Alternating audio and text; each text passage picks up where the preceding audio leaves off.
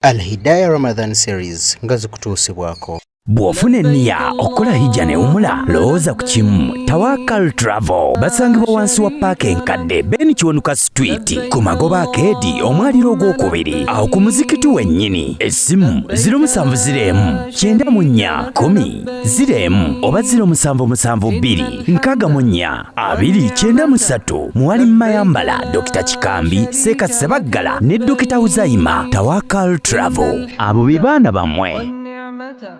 لك والملك.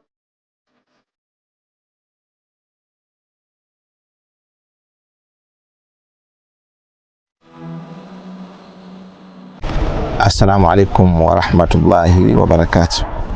Amatenda malungi agogerwako mu butuufu ga Allah subhanahu wa ta'ala kusaasira n'emirembe birewo ekitiibwa nabbi waffe Muhammad sallallahu alaihi wasallam. Omusomo gwaffe ogwasooka twayogera ku abebbeeyi mu Busiraamu ne twogera ku asinga bonna kimanyiddwa ye nabbi sallama ne tuzzaako bakhalifa abana ne baqiyat al-ashra al-mubashirina bil janna 10 ne twogera ne abantu be Badiri. Tayib, abantu abaddako okubira nti babbeeyi mu Busiraamu babayita ahal Uhudi, abantu abarwana olutalo lwe Uhudi. Fakti hadisi ntuufu nabbi yatuuka n'okubeera nga agamba jabalun yuhibbuna wa nuhibbuhu. Olutalo olusozi lw'e Badiri olwo tulwagala, olusozi lw'e Badiri tulwagala, ne Badiri olusozi lw'e Uhudi tulwagala, ne Uhudi naye atwagala. Kyabbeeyi omuntu okutuuka ku lusozi lw'e Uhudi n'olaba 70 mina shuhada, abantu 70 abaafirira obusiraamu bwabwe ne bafa nga bajulizi. Abantu b'e Badiri b'amaanyi mu Busiraamu kubanga abantu abo ab'e Uhudi alladhina shahidu ghazwatu Uhudi, talo lw'e Uhudi abantu abo balwenyigiramu, gwali mwaka gwa 3 mu mwezi ogwa Shawwali, nga ekyabatwalayo obusiraamu kubaawo, obusiraamu bubeewo, era y'ensonga lwaki n'obusiraamu bwatuuka eno ewaffe. Kyova olaba nabbi yagamba nti abantu shuhada Uhudi 70 abo bali 70 ahya balamu mu kabuli zaabwe yurzaquna fil janna. Kino kikulu, ahya balamu mu kabuli zaabwe yurzaquna, Mungu subhanahu wa ta'ala bawa ebyokulya n'ebyokunywa n'obulamu obulungi mu kabuli gye bali. Abantu b'e Badiri babbeeyi. Kyova olaba nti era ffe tukkiriza mbu nno nti el anbiya bannabbi mu ettaka tirisobola kubeera nga libavunza. Inna Allaha harrama ala al-ardi an ta'kula ajsada al-anbiya. Allah subhanahu wa ta'ala yaharamusa ettaka okubeera nga livunza emibiri gy'abannabbi. Kyova olaba nabbi gyali e Madiina abeera addamu salaamu ya buli muntu amutoledde salaamu. Kiba kitegeeza mbu nno omuntu bw'ojja okutolera nabbi salaamu, Allah amuzzaamu omwoyo n'abeera nga addamu salaamu z'abantu. Y'ensonga lwaki ali Madiina bagenda bamulabako. Tayib, oluvannyuma lw'abantu b'e Uhudi, thumma ahlu bay'ati ridwan, abo nno nabo babbeeyi. Nabbi sallama yagamba ngenda kukola umra. Muzo gwali mwaka gwa 6 ngenda kukola umra. Yali umra ya Nabbi sallama esooka. Oluvannyuma ne bamusalako aba Quraish e Hudaybiya. ne bakola endagaano ze baakola besijja genda mu nnyo mu maaso. Oluvannyuma ne bakkiriziganya ne nabbi wakati wa nabbi n'abakuraishi nti ajja kukola umura omwaka oguddako mu mwezi gwe gumu. Abantu be watuse Hudaybiya awo balinga 500, abalala bagamba 400. Naye hadith eri Muslimu eya Jabir bin Abdillah yagamba twali 500. Abantu abo 500 nabbi n'abagamba nti tugaaniddwa okugenda okukola umura naye tujjeko enviiri. Ebyo byali biwanvu, naye mu kiseera ekyo nga tannakutuuka ku ndagaano okugisayininga n'ebirala, mawulire gaayisingana nti nno Uthman ibn Affan yattiddwa. Akati ne bagamba tulina okununula Uthman kakibe kuki. Oluvannyuma abasiraamu ne bawera mu maaso ga Nabbi sallallahu alaihi wasallam okubeera nti baba naye mu mbeera yonna n'okutaasa obusiraamu ne basahaba bannaabwe. بايعوا النبي صلى الله عليه وسلم بايع النبي صلى الله عليه وسلم تحت الشجرة في الحديبية. وقام وعملوا كتكولا نار أعلى الدرجات التزكية الإلهية نوفنا كوي واكو ستامب نينغا ستامب يواكو واكو يفا إلي الله سبحانه وتعالى بالرضا الله عنهم. الله سبحانه وتعالى ما زوب بسيما وغفران نوكبر أنت الله بجاك مزامبي وضمان دخول الجنة. إذا الله سبحانه وتعالى أما زوكبر أنك وككسا كنت بينجد الجنة ووصفهم النبي صلى الله عليه وسلم. إذا النبي صلى الله عليه وسلم أبانتوا يبتين دا نبيتين دي بيغامبا أنت خير أهل العرض. إذا بيغامبا بيان النبي بيقول يغامبا خير أهل العرض. abasinga abantu bonna kuno ku nsi abantu abo ababaya annabi sallallahu alaihi wasallam tahta shajara wansi w'omuti bayawu ala thabat baleeto okulanya n'okuwera n'okulaga obunabbi obutamuvaamu nga banywevu wal jihad n'okulwanirira eddiini busiraamu hatta al maut oba kufa wadde nga kufa kubeerewo. Naye nga lwaki bakola ekintu ekyo difaan anil islam nga balwanirira obusiraamu bubeere nga weebuli.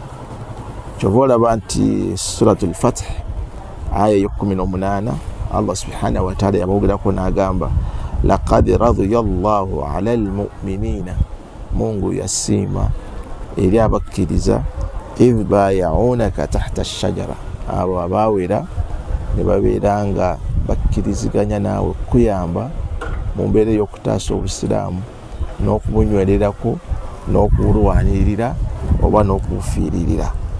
Baaya'u tahta ash-shajara abo bakulu. Suratul Fath aya 18 yakijjayo bulungi. In fact Nabbi sallallahu alaihi wasallam mu hadithi eri mu Sunan Abi Dawuda 1453 Nabbi sallallahu alaihi wasallam yagamba la yadkhulu an-nara ahadun, teri muntu agenda kuyingira muliro nga yaluwa mimman baya'a tahta ash-shajarati, abaawera olw'okunyweza obusiraamu n'okubulwanirira nga bali wansi w'omuti. Bay'atu ridwan, bay'atu tahta ash-shajara. In fact Allah subhanahu wa ta'ala ayogera mu suratul Fath innal ladhina yubayi'unaka innama yubayi'una Allah yadu Allahi fawqa aydihim. Hadhihi al-bay'a mubaya'a gwe bakola min a'zami al-mashahidi fi sirati al-islam. Mu byafaayo by'obusiraamu abantu abo balina enkizo nnene okusinga abasigadde mu mbeera ey'okutaasa obusiraamu. Oluvannyuma ng'oggyeko abo abaddako baaqi as-sahaba ridwanillahi alayhim, baaqi as-sahaba ridwanullahi alayhim. Basahaba bonna buli ayitibwa nti sahaba yu'addu as-sahaba bishakli al-am, yu'addu as-sahaba bishakli am, okutwalira wamu basahaba buli yeraba ku nabbi n'amukkiriza n'afa nga musiraamu afdalul khalqi ba'da al-anbiya, babbeeyi ng'oggyeko bannabbi. As-sahaba bannabbi sallallahu alayhi wa sallam humul jil, bw'omulembe el afdal ogwali ogw'ebbeeyi, alladhina hamala riwayat al-islam, omulembe ogwo ogwalwanirira ne gukwata bendera y'obusiraamu. Wa alayna mahabbatihim, basahaba tulina okubaagala, wal iqtidaa'i bihim, n'okubeera nti basahaba tubakuppako, haythu anna makanatahum azima, olw'ensonga nti ekifo kyabwe mu busiraamu kya bbeeyi.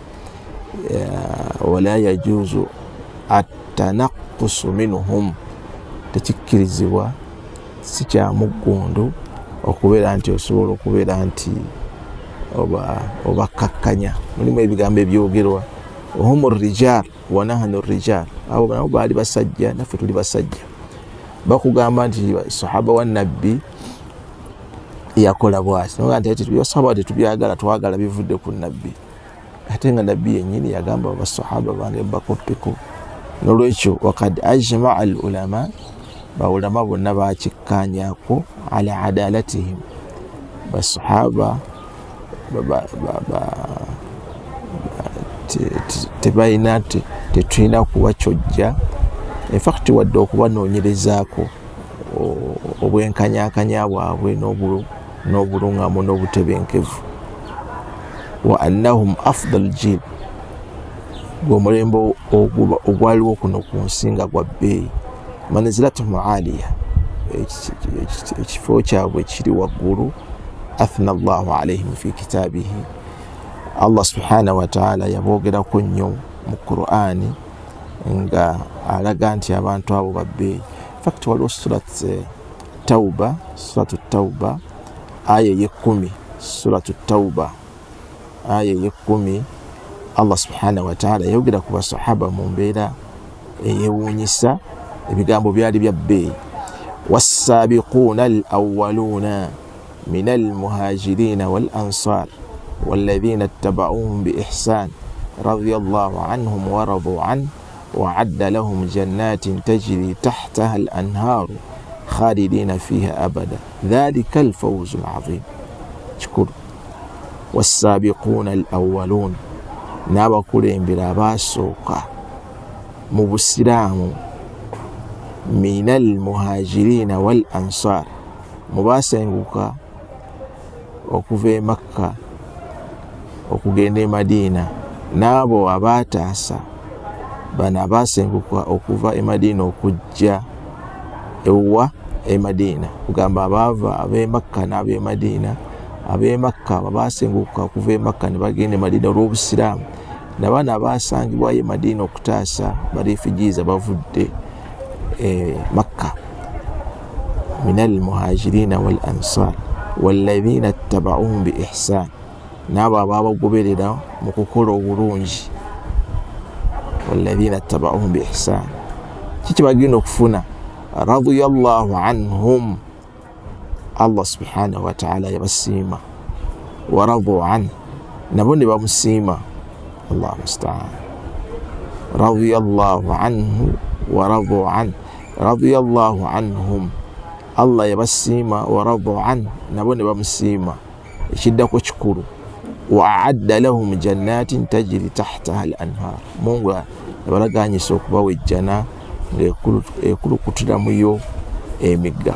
Khalidina fiha abada, bagenda kubeera mu jjana lubeerera mirembe n'emirembe. Naye dhalika al-fawzu al-azim, okwo nno kwe kusiima okwannamaddala. Therefore basahaba babbeeyi olw'aya eyo Allah subhanahu wa ta'ala yebakubako sitambu, minal mu'minina rijal, mubakkiriza ate mulimu abasajja, sadaqu ma ahada Allahu alayhi, baali boogera ku basahaba. Suratul Ahzab aya eya 23.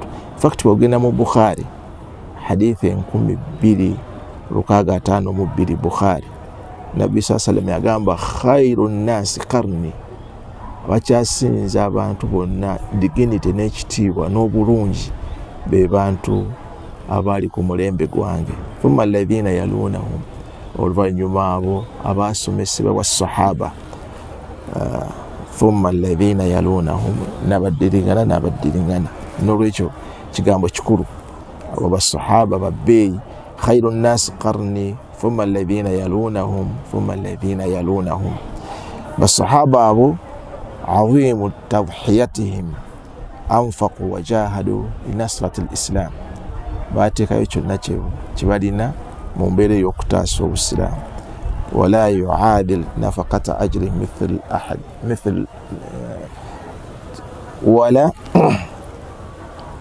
wala yuadilu nafaqat ahadihim mithla uhdi dhahaba teri muntu asobola kubeera nti asobola okusaddaako ekintu kyonna ne bwabeera nga asaddaasa olusozi lwa uhudi zaabu nekibeera nga kiri waffe nga kyenkanaakana basahaba kye baateekayo obusiraamu okubaawo kino kikulu walladhina amanu wajahadu walladhina amanu wahajaru wajahadu fi sabilillah walladhina awaw wanasaru ulaika humul mu'minuna haqqan kigambo kikulu surati al-anfal Allah subhanahu wa ta'ala agamba walladhina amanu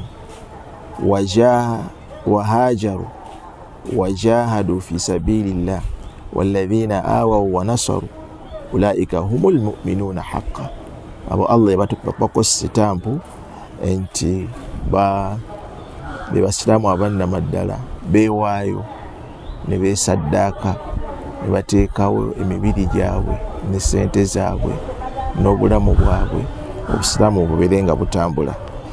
Ekiddiiro ekisembayo abo babbeeyi olw'ensonga nti sahabati nabbi sallallahu alaihi wasallam abo bantu abo be baali basahaba bannabbi sallallahu alaihi wasallam abannamu ddala haithu ayashu alwahyi obubaka bwakka nga babulaba kugamba asbabu nuzul lwaki eno aya yakka yakkira kuki ye hukumu kyevaamu obubaka bwakka nga balaba Qur'ani yokka okuva ku al-Fatiha mpaka ku Nas byonna ngeri gye yakkamu baali babimanyi. Kyova olabanga Allah subhanahu wa ta'ala ayogera fi surati al-Fath aya 29 Muhammadun rasulullah walladhina ma'ahu ashidda'u 'alal kuffari ruhama'u bainahum tarahum ruk'an sujjatan yabtaghuna fadlan min Allah wa ridwan al-'adala wal fadl basahaba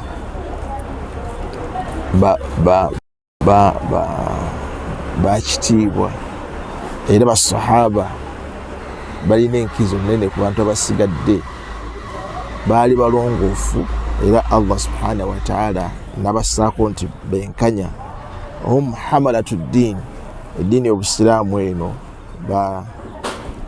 bagikwata ne babeera nga bajagadde neetuuka ewaffe gye tuli wazakahumullahu wa rasulah era Allah subhanahu wa ta'ala yabatenda era n'abalaga nti babbeeyi nga bwe twogedde ku suratu tawba aya 10.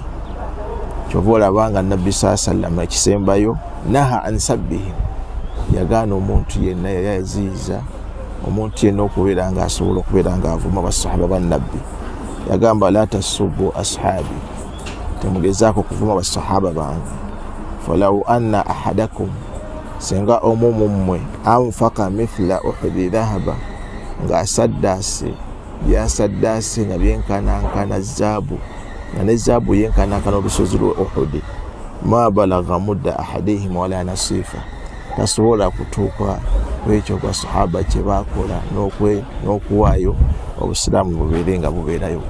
N'olwekyo komekkereza ebigambo byange nti abasinga infact kyabaddemu mu kibuuzo ekyambuuziddwa mu kye twasooka okusomesa nga tugamba omuntu abeere mulungi era omuntu abeere nga yeeyisa bulungi nga basahaba bannabbi bwe baali abalungi.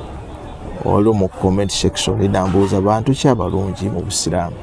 Abantu abalungi mu busiraamu be twogeddeko nabbi asinga obulungi mu nsi muno mwonna oluvannyuma ne kuddako basahaba abo Nabbi sallallahu alaihi wasallam bejja nanga bakyali ku nsi, ne tuzaako abantu be Badiri, ne tuzaako abantu be Uhudi, abalwana Badiri, abalwana Uhudi, ne ababaya an-Nabbi sallallahu alaihi wasallam bay'at ar-ridwan, n'okuzaako basahaba bonna ng'obazingiddemu. Wallahu ta'ala a'lam. Wa sallallahu wa sallam ala sayyidina Muhammad wa ala alihi wa sahbihi wa sallam. Wassalamu alaikum wa rahmatullahi wa barakatuh.